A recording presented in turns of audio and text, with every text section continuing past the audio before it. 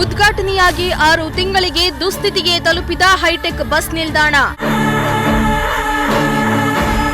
ನೋಡೋಕೆ ಮಾತ್ರ ತಳುಕು ಬಳುಕು, ಒಳಗೋದ್ರೆ ಎಲ್ಲ ಉಳುಕು.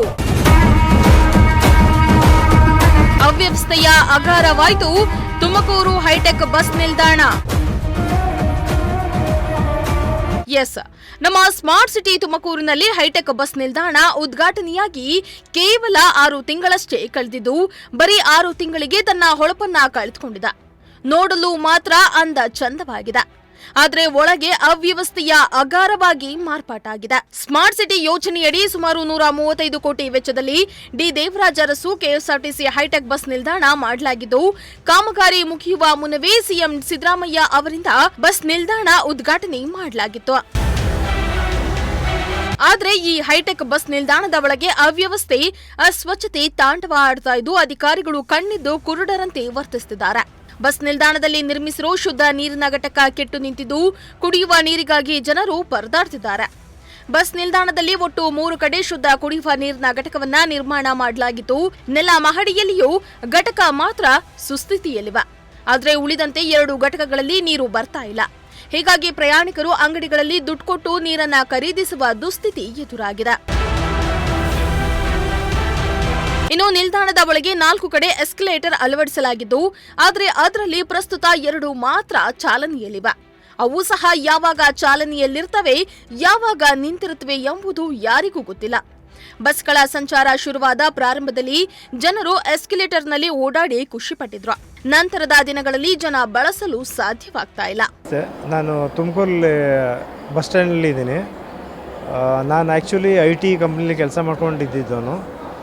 ಬಸ್ಸು ವ್ಯವಸ್ಥೆ ಹೇಗಿದೆ ಅಂತ ನೋಡೋಣ ಅಂತ ನಾನು ಕಾರನ್ನ ಬಿಟ್ಟು ಬಸ್ಸಲ್ಲಿ ಬೆಂಗಳೂರು ನಮ್ಮೂರ ಕಡೆಯಿಂದ ಜಿಲ್ಲೆಯಿಂದ ಹಾಸನ ಜಿಲ್ಲೆಯಿಂದ ಇಲ್ಲಿ ಹೊರಟೆ. ಇಲ್ಲಿ ನೋಡಿದ್ರೆ ಒಂದು ಚೆನ್ನಾಗಿ ಬಸ್ ಸ್ಟ್ಯಾಂಡ್ ಅಂತೂ ಏನೋ ದೊಡ್ಡದಾಗಿ ತೋರ್ಸೋಕ್ಕೋಸ್ಕರ ಕಟ್ಟಿದ್ದಾರೆ. ಬಟ್ ವ್ಯವಸ್ಥೆ ತುಂಬ ಪ್ರಾಬ್ಲಮ್ ಆಗಿದೆ. ಒಂದು ನೀರಿನ ವ್ಯವಸ್ಥೆ ಯಾರಿಗೂ ಕೊಟ್ಟಿಲ್ಲ. ಒಂದು ಎಸ್ಕಲೇಟ್ರ್ ಅಂತಾರೆ, ಎಸ್ಕಲೇಟ್ರು ಯಾವುದು ಓಡಾಡ್ತಾ ಇಲ್ಲ. ನೆಕ್ಸ್ಟ್ ಇರೋದು ಡ್ರೈನೇಜು ಅದು ಇದು ಅಂತ ಎಲ್ಲ ಹೇಳ್ತಾ ಇದ್ದಾರೆ. ಈಗ ಏನಾದರೂ ಮಳೆ ಜೋರಾಗಿ ಬಿತ್ತು ಅಂದರೆ ಎಲ್ಲಿ ಹೋಗುತ್ತೆ ಡ್ರೈನೇಜು? ಆಳ್ದಾಗ ಕಟ್ಟಿದ್ದಾರೆ, ದೊಡ್ಡದಾಗಿ ಏನೋ ಕಟ್ಟಿದ್ದಾರೆ. ಕಟ್ಟೋದು ಒಂದು ಇದು ಓಕೆ, ಬಟ್ ಎಲ್ಲಿ ಹೋಗುತ್ತೆ ಡ್ರೈನೇಜ್ ವಾಟ್ರು? ಅದು ಹೋಗಲ್ಲ. ಅದಕ್ಕೋಸ್ಕರ ಕೇಳ್ತಾ ಇದ್ದೀನಿ, ನನ್ನ ರಿಕ್ವೆಸ್ಟ್. ಅದಕ್ಕೋಸ್ಕರ ದಯವಿಟ್ಟು ಎಲ್ಲರಿಗೂ ಏನಂದರೆ ಸರ್ಕಾರ ಏನು ಮಾಡಬೇಕು, ಸಹಕಾರ ಮಾಡಬೇಕು. ಸರ್ಕಾರ ಸಹಕಾರ ಮಾಡ್ತಾಯಿಲ್ಲ. ದಯವಿಟ್ಟು ಅದನ್ನು ಮಾಡಬೇಕು ಅಂತ ಕೇಳ್ಕೊತಾ ಇದ್ದೀನಿ. ಯಾಕೆಂದರೆ ಜನತೆಗಳಿಗೆ ಇಲ್ಲಿ ಬಲೆ ಕಷ್ಟ ಆಗ್ತಾಯಿದೆ. ನಾನು ಊರಿಂದ ಬಂದಿರೋನು, ನಾರ್ಮಲಾಗಿ ಟಿಪ್ ಟಾಪಾಗಿ ಕೂತಿದ್ದೀನಿ. IT-BTಲಿ ಕೆಲಸ ಮಾಡ್ಕೊಳ್ಳೋದಕ್ಕೂ ಇಲ್ಲಿ ಲೋಕಲಾಗಿ ಕೆಲಸ ಮಾಡೋದು ಜನಗಳನ್ನ ನೋಡೋದಕ್ಕೂ ವ್ಯತ್ಯಾಸ ಇದೆ.